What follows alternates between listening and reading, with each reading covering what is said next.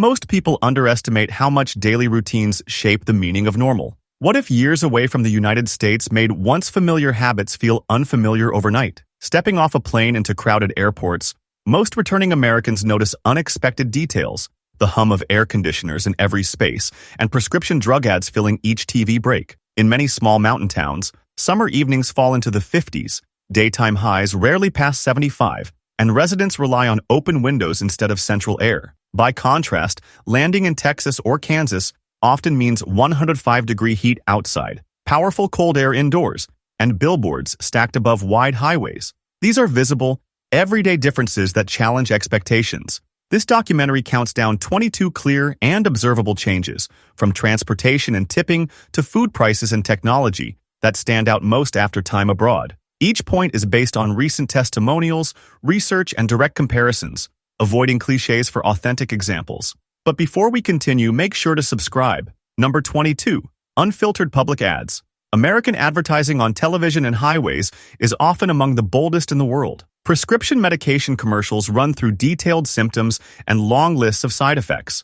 Billboards offer 24-hour medical clinics, new treatments, or instant loans. In other countries like Ecuador, these ads are rare, so returning Americans are struck by how openly medicine is marketed on TV. It's a small detail, but one worth asking. Maybe you've noticed this yourself. When did you last see a medication ad and think it belonged somewhere more private? Number 21. Powerful air conditioning. Across the U.S., strong air conditioning is standard in stores, homes, and cars, especially in places where summer highs reach over 40 Celsius. In Ecuador's mountains, air conditioning is almost unheard of, since temperatures stay mild and windows are usually open. For those used to natural airflow, walking into the sharp, constant chill of recycled air is often a surprise. The low hum of a unit fades into background noise for Americans, but it's one of the first things noticed by those returning after years away. Number 20. Massive highways. American cities and towns are built around broad 6-lane expressways complete with elaborate overpasses and decorative railings. Even smaller towns often have roads larger and more developed than highways in other countries, where 2-lane bridges with simple metal rails are typical. This scale and investment in infrastructure stands out to those familiar with cities designed for pedestrians or with simpler roads. The engineering is visible at nearly every crossing, and it shapes how daily life moves. Number 19. Car dependency. In most U.S. suburbs and cities, having a car is not optional. Sidewalks are often missing, and a simple trip for groceries means driving several miles. Supermarkets are usually far apart, so errands demand time spent on the road. In comparison, many international cities design neighborhoods where corner shops, markets, and restaurants are within easy walking distance. For Americans, hours are spent driving or waiting in traffic, and meals often come from drive-thrus due to tight schedules. Number 18. Fuel prices jump. A tank of gasoline in the U.S. causes sticker shock for those used to more regulated prices abroad. In Ecuador, mid-grade gas can cost about $2.45 per gallon and diesel less than $2, while typical American driving can total $60 weekly, almost a month's cost for transit elsewhere. When maintenance, insurance, and registration are added, the financial gap widens further, especially for anyone returning after years without owning a car. Number 17. Limited public transit. Except in large cities like Chicago, public trains or frequent bus routes are limited in many American areas. Rideshare apps are common, but finding traditional taxis is often difficult outside major urban centers. In countries where colored buses and taxis line every street, Americans are surprised to see few public transport options and parking lots crowded with personal vehicles. For many, this signals a deeper difference in mobility and daily convenience. Number 16. Rising grocery costs. Prices for staple foods in the U.S. have increased sharply in recent years. Milk, bread, and vegetables often cost much more than inflation alone would suggest. A simple lunch for two at a chain restaurant regularly runs to $50 without alcohol. In parts of Latin America, similar meals cost $10 to $20 for two. Packages have shrunk as prices rose, a trend called shrinkflation. So American shoppers see both higher costs and smaller portions. Number 15. Inexpensive alcohol. Despite most grocery prices rising, alcohol stands out for its stable or even lower costs.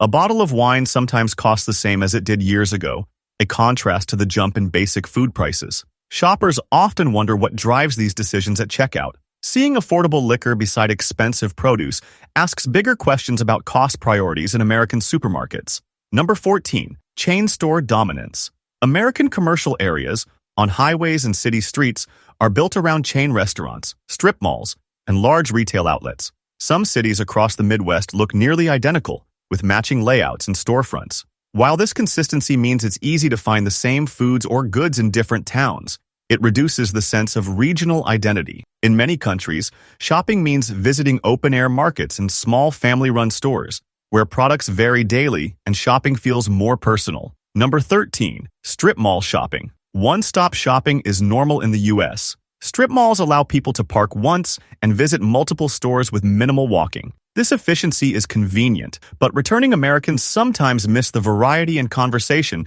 that comes from moving between local vendors in other countries. Purchases, even unique ones, are quickly handled by card at a checkout, with limited face-to-face interaction. Number 12. Staff shortages. Many U.S. stores and banks display "Help Wanted" signs and run with fewer workers than before the pandemic. One bank clerk often does the work of several, and grocery store aisles may have visible gaps in staffing. People who remember busier, more personal service in past decades often find the difference striking. The labor landscape continues to shift, and businesses expect more from fewer employees. Number 11. Empty store shelves. American stores rarely had empty shelves a generation ago. Now, gaps in inventory and bare sections are more common, caused by supply chain issues and shipping delays. For returning Americans, seeing missing products inside large supermarkets changes the usual sense of abundance once associated with shopping in the U.S. Number 10. Frequent restaurant meals. Eating out several times a week is routine for many Americans. The wide variety of cuisines means people can try foods like sushi, Thai, or regional barbecue without leaving town. Yet the high cost, often $50 for lunch for two, and the size of the portions can surprise those used to different systems. The habit brings convenience, but also increased expenses and often less healthy eating over time. Number 9. Widespread tipping. Tipping expectations in the U.S. have expanded. Americans now see tip prompts for everything from coffee counters to takeout windows to self-service kiosks, with suggested amounts ranging from 15 to 25%. While tips once matched sit-down restaurant service, now they appear at all payment points. For anyone returning from countries where tipping is rare, this practice stands out as a new norm in American transactions. Number 8. Bland produce. Grocery stores in the U.S.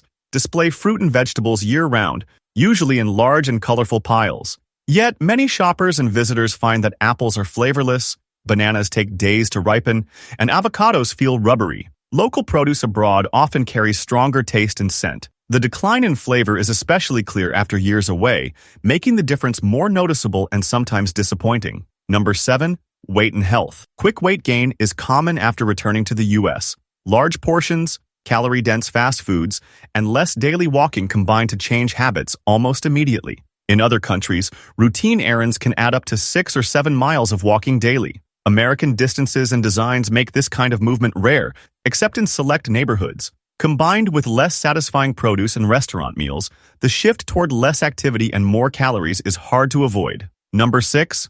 Automated transactions. Many vending machines, airport kiosks, and even small stores now run entirely on card payments. Cash options are disappearing. In airports, shoppers swipe a card to open security gates and shop under digital cameras. These changes speed up checkout, but replace personal interaction with technology. For Americans, the trade-off is speed for convenience, but those who recall chatting with clerks notice the change quickly. Number 5. Cashless system. Tap-to-pay cards and phone payments are now accepted almost everywhere in the U.S., including restaurants, gas stations, and coffee shops. QR codes on tables let people order and pay without speaking to staff. While this efficiency appeals to many, it can also feel less connected and more impersonal, especially to those used to handling cash or having direct contact with servers. The hidden cost is a sense of distance replacing the social side of transactions. Number 4. Ultra-fast delivery. Next-day and same-day delivery services are standard in much of the U.S.